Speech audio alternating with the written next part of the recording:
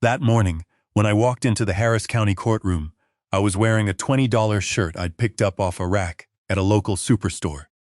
No designer label, no custom tailoring, just plain white cotton.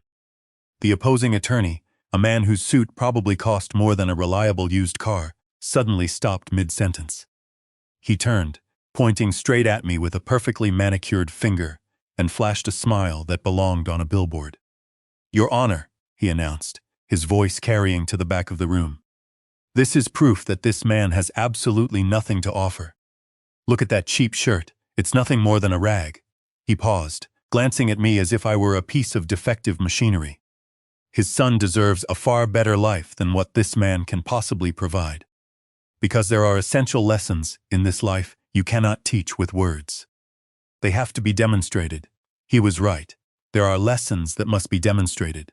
What nobody in that room knew was that I had spent the last 3 years building exactly that. The people in this story had every opportunity in the world to behave with basic human decency. They chose not to, and those choices were about to cost them everything. My name is Daniel Reeves. I am 54 years old. For nearly 2 decades, I was the founder and CEO of a software company that ran the logistics back end for half the shipping industry in Texas. Now, I am a full-time father to a 17-year-old named Marcus, a kid who deserved far better than the absolute nightmare his mother and her new partner tried to put him through. I want to be upfront. I am not a dramatic man. I don't raise my voice. I don't throw things. And I certainly don't send unhinged text messages at 2 in the morning. When confronted with a problem, I solve it the same way I built my company, quietly, methodically, and with a level of patience that most people find deeply unsettling. Which is exactly why the events that unfolded in that courtroom caught everyone completely off guard. To understand the absolute destruction that rained down on that courtroom, you have to rewind 3 years. 3 years before I walked into that legal bloodbath wearing a $20 shirt. I was sitting in a glass-walled conference room on the 14th floor of a building in Houston's Galleria district, watching 4 high-powered attorneys clink glasses of expensive champagne over a buyout deal that had just made me extraordinarily wealthy. $230 million. That is what Reeves Digital sold for. It was the culmination of 15 years of missed dinners and 3 in the morning server crashes. It was also the price of a marriage I had been watching rot from the inside out, long before I could finally admit to myself what I was actually looking at. The buyers were shaking hands with the frantic enthusiasm of men who had just acquired something highly lucrative. I sat at the head of the heavy mahogany table, signed my name 11 times on a stack of legally binding documents, and felt absolutely nothing. Because I already knew what was waiting for me at home. 6 months prior to that signing, on an unremarkable Tuesday evening in our sprawling house in River Oaks, the massive estate that my wife, Vanessa, had chosen and I had paid for in cash, I found out about Trevor Ashworth. There was no cinematic discovery, no lipstick on my collar. I found out the way observant men always do. In absolute silence, it was a pattern of small things that didn't add up, until they all added up at the exact same moment. It was the way she tilted her phone screens away whenever I walked into the kitchen. It was the way her laugh sounded entirely different on certain phone calls. And more than anything, it was the way she completely stopped arguing with me. Vanessa loved conflict. When someone who feeds on arguments suddenly goes quiet and agreeable, it doesn't mean they've found peace. It means they've found somewhere else to put their energy. I sat with that information for 4 agonizing days before I made a single move. Then, I picked up the phone and called Patricia Chen. Patricia didn't have her face plastered on billboard ads. Her office didn't even have a lobby with her name spelled out in chrome letters. What she had was a mind that functioned like a surgical scalpel and a rock-solid reputation as the quietest, most devastatingly effective family attorney in all of Harris County. My corporate counsel had mentioned her name to me once. If you ever find yourself in genuine trouble, Daniel, call Patricia. She doesn't take prisoners, and she doesn't lose. I called her on a Thursday morning from my car, parked 2 blocks away from my office building, to ensure no one could overhear. Chen Law, Patricia, this is Daniel Reeves. I need a divorce attorney, but more importantly, I need someone who understands asset protection law at a federal level. There was a brief pause on the line. How complicated is your situation, Mr. Reeves? I just finalized the sale of my company for $230 million, I said, my voice deadpan. And my wife is currently involved with the attorney, who is undoubtedly going to represent her against me. A longer silence stretched across the line. When she finally spoke, her voice was sharp and commanding.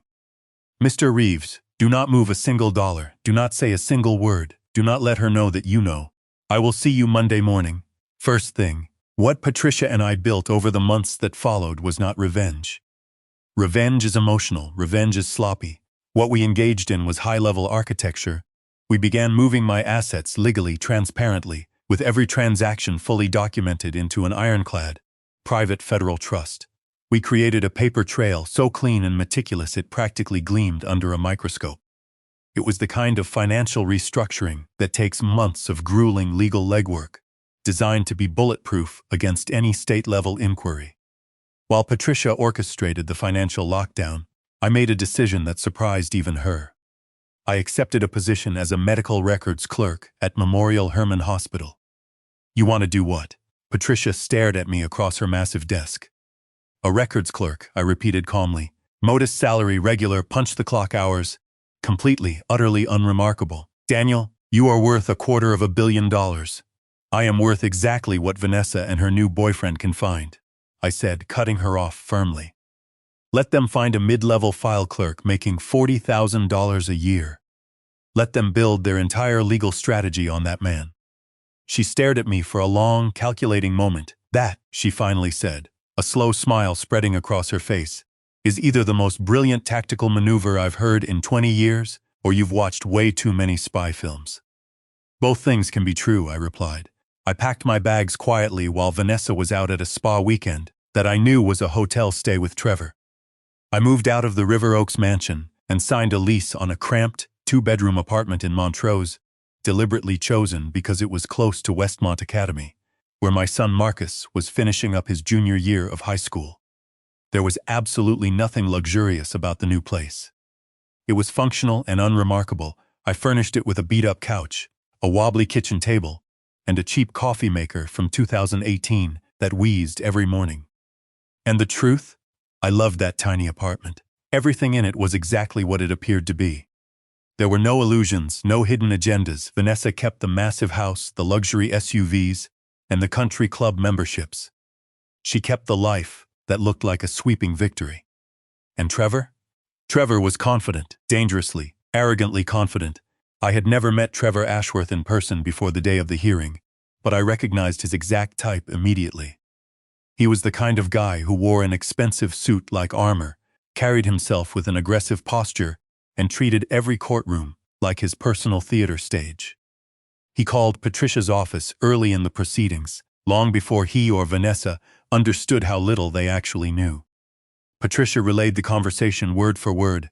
Tell your client, Trevor had sneered, that we are prepared to settle quickly.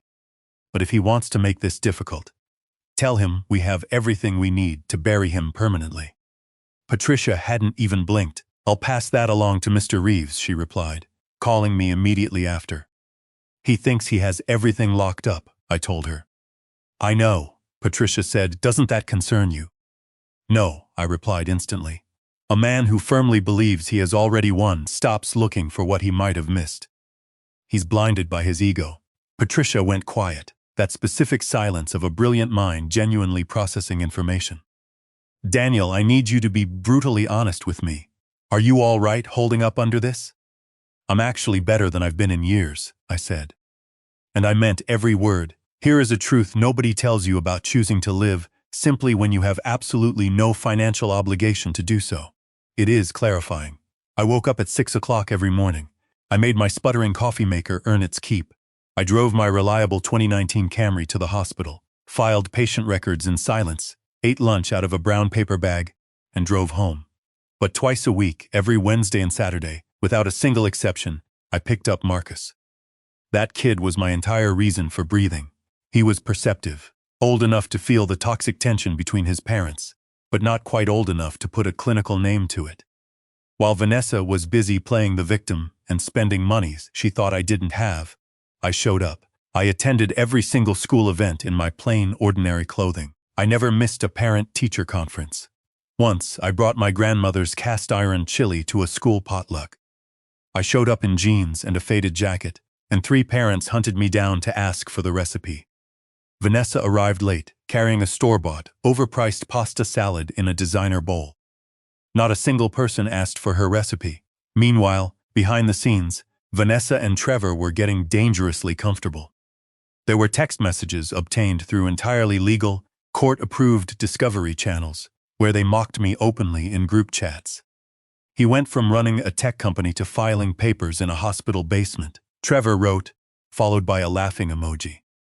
Honestly, it's kind of sad, but at least we know he definitely can't afford a real lawyer.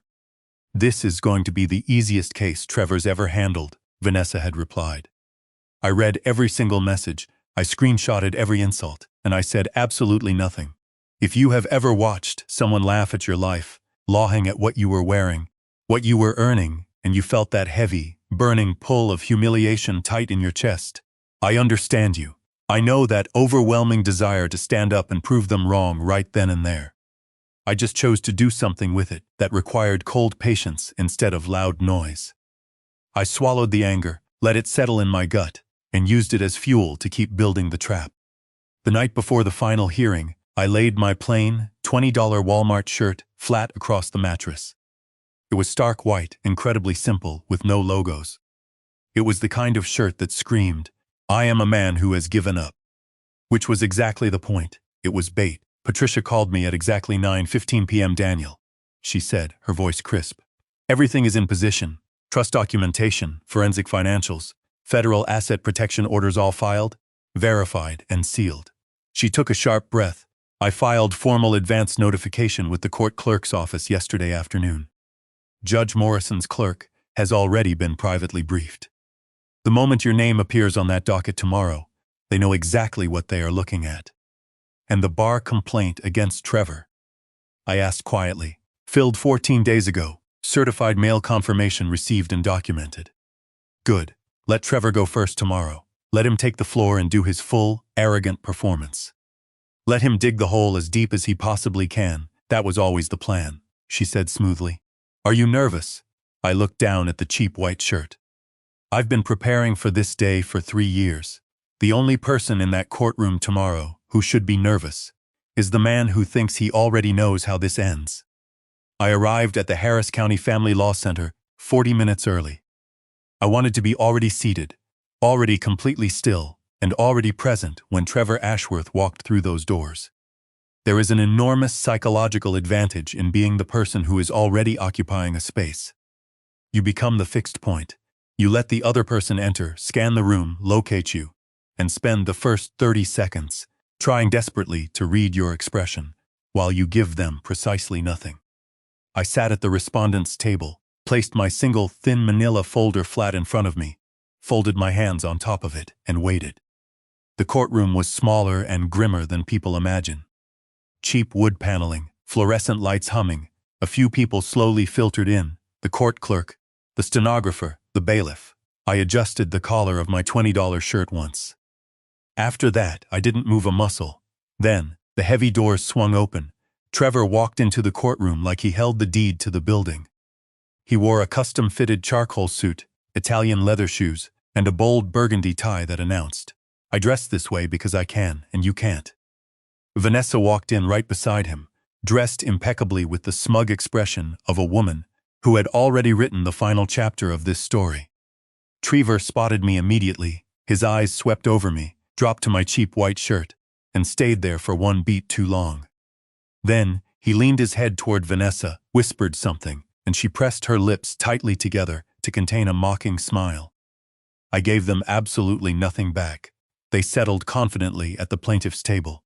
Trevor arranged his massive accordion file bursting with paperwork, 2 yellow legal pads, and a monogrammed leather portfolio. I sat across from him with my one incredibly thin folder. He looked at my folder, then he looked at my face, and then he smiled, a real, genuine smile of absolute, unshakable certainty. Go ahead and smile, I thought. The curtain goes up in 10 minutes. Judge Elaine Morrison entered from her chambers. She was in her mid-50s, her silver hair pulled back securely, with reading glasses dangling from a thin silver chain. She had the kind of face that had processed decades of raw human desperation, lies, and greed without losing its razor-sharp intellect. She radiated an aura of having zero patience for courtroom theatrics. "We are here in the matter of Reeves versus Reeves," Judge Morrison announced, her voice flat and authoritative. "Counsel for the plaintiff, you may proceed." Trevor rose to his feet, like a man who had been waiting his entire career for exactly this moment. He walked Judge Morrison through his case with the smooth, commanding authority of someone who had executed this exact routine 100 times. He produced the financial records, the ones they firmly believed were my absolute limits, and presented them to the court with the measured, arrogant confidence of a man holding a royal flush. "Your Honor," Trevor began, pacing slightly to command the room. "The respondent in this matter presents a fairly uncomplicated financial picture. We show an annual income of approximately $42,000 from his clerical position. He has no significant savings, no substantial liquid assets, and debt obligations that exceed his monthly income by nearly 38%. At the plaintiff's table, Vanessa was nodding, small, highly controlled nods of a woman watching a trap snap shut exactly as she had designed it. But Trevor was not finished. He turned, pivoting his body toward me. "Furthermore, this court should note that the respondent arrived here this morning," he gestured toward me, "in a cheap shirt clearly purchased at a big-box discount store. Meanwhile, his son attends Westmont Academy, an elite private institution whose tuition this man demonstrably cannot pay." He let the insult hang in the air, ensuring it landed perfectly in the court record. "Your Honor, my client has carried this family emotionally and financially for years, while the respondent has contributed absolutely nothing of substance. We ask for full custody and the immediate dissolution of assets in favor of the plaintiff." Trevor sat down smoothly. Vanessa exhaled softly beside him. I sat there, my hands folded, and thought, "Keep going, Trevor. You are almost at the part where your entire life falls apart." Judge Morrison didn't immediately respond. She looked at me over the top rims of her glasses. Her eyes carried the quiet, dangerous attentiveness of a person who has already noticed a massive irregularity that the rest of the room hasn't caught yet. "Respondent," Judge Morrison said, her voice cutting through the silence. "State your full name for the record, please." I straightened up in my chair. I didn't raise my voice. I spoke clearly and calmly, projecting the voice of a man who had been waiting for 3 agonizing years to say exactly 2 words. "Daniel Reeves, Your Honor." The atmosphere in the room simply shifted. It was like the sudden drop in barometric air pressure just seconds before a massive thunderstorm hits. That highly specific, heavy silence that settles over a room when something incredibly important has just happened, and only 2 people in the building know what it is. Judge Morrison's pen stopped moving. Here is what Trevor didn't know, what Vanessa didn't know. The court clerk had received very specific, urgent instructions from Patricia Chen late the afternoon before. He had already pulled the sealed federal asset protection filing. He had already verified my identity. He had already placed the certified documentation in a sealed manila envelope directly on Judge Morrison's desk before the building even opened, and walked her through the explosive contents in her private chambers. She looked up slowly and turned to her clerk, giving him one precise nod. The clerk stood up, walked to the secure filing cabinet behind his station, unlocked it, and returned holding a thick, official federal document bearing a raised, embossed seal. He placed it deliberately on the judge's desk without saying a word. Trevor leaned over and whispered to Vanessa, "Administrative matter, routine paperwork." "Don't worry," she nodded, trusting him completely. Judge Morrison opened the envelope. She reviewed the cover page with the grim, hardened expression of a judge, confirming a catastrophic lie before stating it permanently on the public record. She set the document down, folded her hands tightly, and looked directly at Trevor. "Counsel," she said, a heavy, suffocating pause, "before you continue with your argument, this court needs to address something highly irregular." Trevor stood up halfway, trying to maintain his confident smirk. "Of course, Your Honor. How can I assist?" "The financial records you presented as primary evidence to this court this morning," Judge Morrison said slowly. have been cross-referenced against a sealed federal asset protection filing, registered under the respondent's name. She paused, letting the word federal hang in the air. The records you just presented to this court do not reflect this man's actual financial position. They don't even come close. The silence that followed was the loudest thing I have ever heard. Trevor's billboard smile was obliterated instantly, like someone had flipped a light switch. One moment the arrogant smirk was there, and the next, his face was entirely slack. He turned sharply to Vanessa. Vanessa stared back at him, her eyes wide with sudden panic. "What does that mean?" she whispered frantically. Her voice had taken on a new, terrified quality. Trevor opened his mouth to speak, but nothing came out. He closed it again.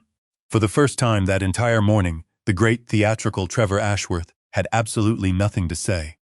And I, sitting perfectly still in my $20 Walmart shirt, my hands folded calmly over my thin manila folder, thought to myself, we haven't even opened the folder yet. There is a specific kind of silence that only exists in courtrooms. It is the suffocating silence of a room full of people collectively holding their breath, because something massive and irreversible is rapidly approaching, and everyone can feel the vibration of it. Trevor was still technically standing, but you could see that his bulletproof confidence was visibly draining out of him, exactly the way air hisses out of a punctured tire. What remained standing at the plaintiff's table was just a man in an expensive suit, beginning to grasp the horrifying reality that he had walked into the wrong room, wielding the wrong documents, against exactly the wrong man. Judge Morrison turned her gaze away from the ruined lawyer and looked directly at me. "Mr. Reeves," she said, her tone softening just a fraction. "I understand you have your own documentation to present to the court." "Yes, Your Honor," I replied evenly. I reached forward and slowly opened my folder. My folder was thin, it was plain, it was the kind of cheap, unremarkable folder you buy in a pack of 10 at any generic office supply store. Trevor's massive accordion file weighed several pounds. But the paperwork inside my folder had taken 3 full years to build, and it had been constructed with the ruthless care of a weapon meant to completely dismantle a life. I placed the documents on the heavy wooden table, one by one. I moved methodically, laying them down exactly the way a seasoned gambler lays out his cards when he has been waiting the entire night for this one particular hand. First, I laid down the legal restructuring records. Every single asset I owned had been transferred into the private federal trust, fully documented and reported. Clean, transparent, and completely untouchable by state courts. 3 years of careful financial architecture that Trevor had never once thought to look for. Second, I produced the forensic financial analysis prepared by Patricia's elite legal team. These were the real numbers. This document revealed the man beneath the carefully constructed surface, the man who had taken Reeves Digital to a $230 million corporate acquisition. I sat back and watched the realization hit Trevor in real time. His eyes darted aggressively over the numbers, his jaw tightening incrementally. With each page he frantically turned. His yellow legal pad sat untouched in front of him. He had stopped taking notes. He had stopped breathing normally. Third, I laid out 3 sworn affidavits from Marcus's homeroom teacher, his high school guidance counselor, and his varsity soccer coach. All 3 legally binding documents detailed textbook parental alienation, written in black and white, sworn under oath under penalty of perjury. Vanessa made a small, strangled sound at the plaintiff's table. It was the terrified gasp of someone feeling the floor completely open up beneath their feet, realizing the fall was going to be lethal. Then I picked up the final document. I slid it forward across the table slowly. "Your Honor." My voice was calm. "The final document in this folder is a formal complaint, filed directly with the Texas State Bar exactly 14 days ago against opposing counsel. It extensively documents the deliberate presentation of fabricated financial evidence in these proceedings. The certified mail receipt confirming delivery is attached as the final page." The courtroom went completely, absolutely still. Trevor came to his feet so fast his heavy wooden chair violently scraped backward across the floor. "Objection," he shouted, his voice cracking with panic. "These documents were filed and certified with this court 14 days ago, Your Honor." I continued smoothly, ignoring him entirely. Judge Morrison was already reading it. She didn't even look at him. Trevor lunged forward, reaching for the document with trembling hands. He flipped frantically to the last page and stared at the raised, certified seal. He had the horrified expression of a man who opened a door expecting an empty room and instead found a firing squad.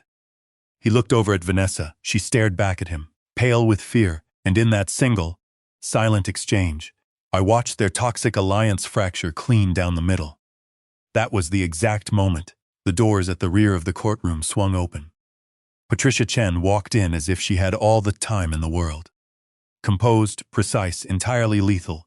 Walking right behind her were two federal process servers in plain clothes, walking directly toward Trevor's table with quiet, terrifying efficiency. One of them stepped forward and placed a thick manila envelope directly in front of Trevor without saying a single word. Trevor looked down at it. He read the first paragraph on the cover sheet, and then he sat down very slowly. Vanessa grabbed his arm frantically. "Trevor, what is that paper?" It's a federal subpoena," he stammered. His voice was hollow, stripped of every shred of arrogance. "They want every single document I used to build this case against him." Vanessa stared at him, her eyes wide with panic. "Why? Why would the feds want that?" "Because," he whispered, setting the paper down as if it were a live grenade. "Presenting fabricated financial records in a state proceeding is bad. But presenting them in a proceeding that actively involves a federally protected trust isn't just a violation of the state bar code. It's a federal crime." Those words landed in the dead silence of that courtroom like heavy stones dropped into a still pond. Vanessa turned her body to fully look at him. I watched the agonizing moment she finally understood. She realized that the man she had trusted, the man she had chosen over her marriage, had lied to her. He had walked her straight into a federal trap. "You told me those records were real," she whispered, her voice trembling. He stared at the table, refusing to meet her eyes. "You told me you had everything handled." Her voice fractured violently. "Trevor, you told me those records were real." He still said nothing. In that cowardly silence, Vanessa got her answer. Judge Morrison had seen enough. She set my final document down, removed her glasses, and looked out over the courtroom.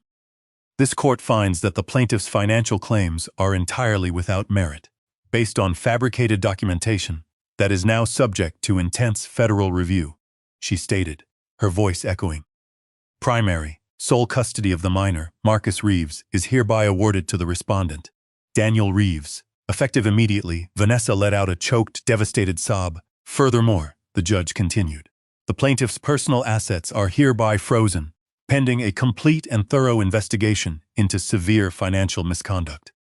Mr. Ashworth, this court is officially referring your conduct today to both the Texas State Bar Association and the United States Attorney's Office for the Southern District of Texas." She looked at him with disgust. "I would advise you strongly not to leave the state." She leaned forward slightly. "You walked into my courtroom this morning and mocked a man for the price of his shirt. I highly suggest you use the drive home to think very carefully about what your arrogance has cost you today." The heavy wooden gavel came down once, a clean, sharp, final crack, the period at the end of a sentence that had taken me 3 agonizing years to write. Trevor gathered his files with shaking hands. He picked up his expensive leather portfolio and walked out of that courtroom in absolute disgrace, without saying a word. The doors swung shut behind him. Vanessa sat entirely alone at the plaintiff's table. The tailored designer suit, the perfect hair, the armor of confidence all gone. All that was left was a terrified woman sitting in the ruins of her life. She turned slowly toward me. "Daniel," she whispered. Her voice broke completely. "Please, I didn't know everything he was doing. I swear." I stood up. I looked at her for a long time. Not with anger. Anger builds crooked, unstable foundations. What I felt was the hollow grief of looking at what something used to be, and understanding permanently that it can never return. "Take care of yourself, Vanessa," I said quietly. "Marcus needs his mother to be well. That is the only thing I want for you now." I turned my back on her and walked out. Outside, the late afternoon light was hitting the courthouse steps, warm and golden. I stood at the top of the concrete steps and drew a deep breath. It was finally over. 3 years of grinding patience, 3 years of swallowing my pride, wearing cheap clothes, and listening to arrogant people mock me while I quietly built their gallows. Marcus was waiting for me at the bottom of the steps, his backpack slung over one shoulder. He was trying to read my expression. "Dad," he said, "did we win?" I stopped and put a heavy hand on his shoulder. "I didn't go in there to win, Marcus." He frowned, confused. "Then what did you go in there to do?" "To tell the truth." He stood there, processing that. "What's the difference between winning and telling the truth?" he asked. I looked down at my plain $20 shirt. "Winning is entirely about you," I told him. "But the truth? The truth is about something much bigger." He nodded slowly. He didn't fully understand it yet. But we finally had time. We walked to my beat-up Camry, just a father and his son, knowing that 3 years of discipline had permanently paid off. I still have that $20 shirt. I kept it as a reminder that simplicity is never surrender, a reminder that the most dangerous person in any room is rarely the loudest one. The most dangerous person is the one who has been doing their work in absolute silence. The mistake arrogant people make when they underestimate you is that they expect you to correct the record immediately. They expect you to raise your voice and waste your energy trying to convince them of your worth. What those 3 years taught me is this: you do not owe an explanation to the people who dismiss you. You owe it to the truth, and the truth, given enough time and relentless discipline, never needs your help arriving. If this story resonated with you, write down that goal you've been putting off.